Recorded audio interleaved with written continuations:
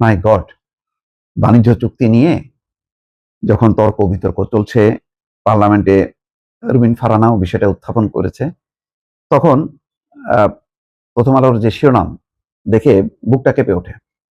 বাংলাদেশকে মানতে হবে 131টা শর্ত, যুক্তরাষ্ট্রকে মাত্র 6টা। হলো এটা? আপনার এই শিরোনামটা দেখলেই বোঝা যাচ্ছে যে পুরোটাই হচ্ছে যুক্তরাষ্ট্রের অনুকূলে। তো এবং একটা ইম্পর্টেন্ট জিনিস দেখছি যে, এবং আজকে দেখলাম বাংলাদেশ যুক্তরাষ্ট্র বাণিজ্য চুক্তির বৈধতা চ্যালেঞ্জ করে হাইকোর্টে একটা রিটও হয়েছে।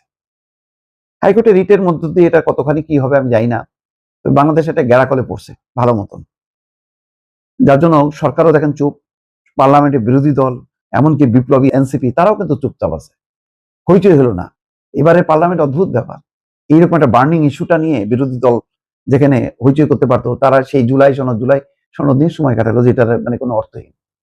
জুলাই সনদ এটা তো হলো সংস্কারের প্রক্রিয়াটা, এটা ধারাবাহিকভাবে আজ না হোক কালকে তোমরা ক্ষমতায় আসলে তোমরা করবা।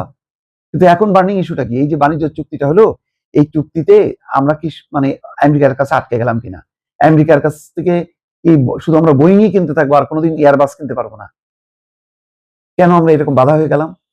তো তারপর যে দাম ধরা দেবে সেই দামে আমি কিনতে হবে, সেখান থেকে তুলা কিনতে হবে, গম কিনতে হবে, তারপরে আরো কি যেন তারা দিছে যে যে সমস্ত জিনিসগুলো যাদের সাথে বাণিজ্য মানে সমস্যা বা নিষেধাজ্ঞা, সেই জায়গাগুলো তাদের সাথে বাংলাদেশও কোনো বাণিজ্য করতে পারবে না। যেমন ইরানের তেল তো বাংলাদেশ কিনতে পারবে না, রাশিয়ার তেলও কিনতে পারবে না জীবনও।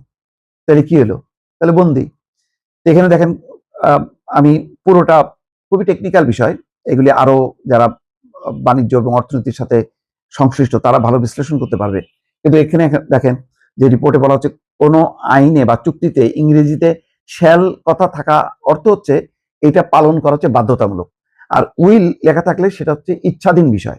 তো 32 পৃষ্ঠার এই চুক্তিতে শ্যাল কথাটি লেখা আছে 179 বার, 179 বার শ্যাল, এটা বাধ্যতামূলক। আর উইল হলো 3 বার লেখা আছে। এর মধ্যে বাংলাদেশ শ্যাল এসেছে 131 বার, আর ইউএস শ্যাল আছে মাত্র 6 বার। এখন এই যে বিষয়টার আরো বলা হচ্ছে, চুক্তিতে যুক্তরাষ্ট্রের কৃষি পণ্যের জন্য বাংলাদেশি বাজার অগ্রাধিকার দেওয়ার কথা বলা হচ্ছে।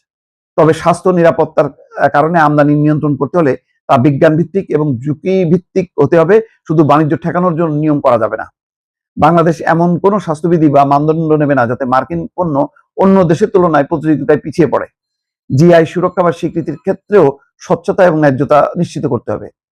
চুক্তির পরের অংশে চিজ বা মাংসজাত পণ্যের কথা উল্লেখ করে বলা হচ্ছে, কেবল নাম ব্যবহারের কারণে বাংলাদেশ যুক্তরাষ্ট্রের পণ্যের বাজারে প্রবেশে বাধা দেবে না।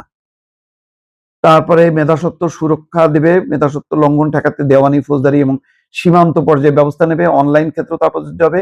কপিরাইট বা ট্রেডমার্ক লঙ্ঘনের বিরুদ্ধে বাংলাদেশ অগ্রাধিকার দিয়ে কার্যকর ব্যবস্থা নেবে। তো মোট কথা যা আছে যে এটা টোটালটাই আমেরিকার নিয়ন্ত্রণে একটা বাণিজ্য চুক্তি হলো।